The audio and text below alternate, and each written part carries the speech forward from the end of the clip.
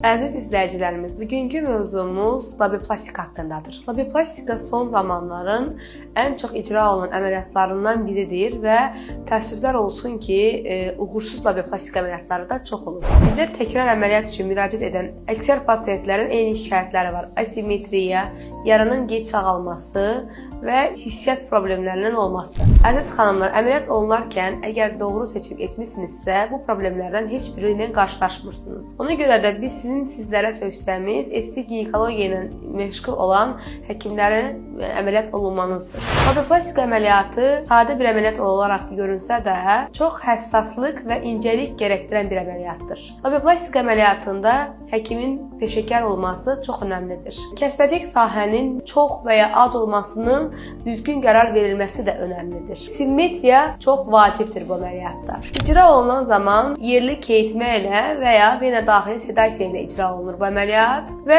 tamamilə ağrısız bir əməliyyatdır. Bizim icra etdiyimiz bütün əməliyyatlarda olduğu kimi labiplastika əməliyyatında da kəsim sahəsi incəcik saplarla tikilir. Kosmetik tikişin önəmi ondadır ki, bizim pasientlər əməliyyatdan sonra rahat oturub dura bilirlər, gündəlik iş həyatlarına mane olmur. Bizim bir çox pasientimiz əməliyyatdan durub işə belə gedə bilirlər. Dərsə belə gedən pasientlərimiz olmuşdur ki, normal həyat tərzinə heç bir maneəsi olmur bu əməliyyatın. Bizim əməliyyatımızın üstünlüklərindən biri də odur ki, bizim istifadə etdiyimiz incəcik, nazik sapların sayəsində kəsimin izi belə qalmır. 10 gündən sonra kontrola çağırdıqda isə pasientlərin yara sahəsinin tamamilə sağaldığını görürük, kəsimin izinin belə qalmadığından əmin oluruq.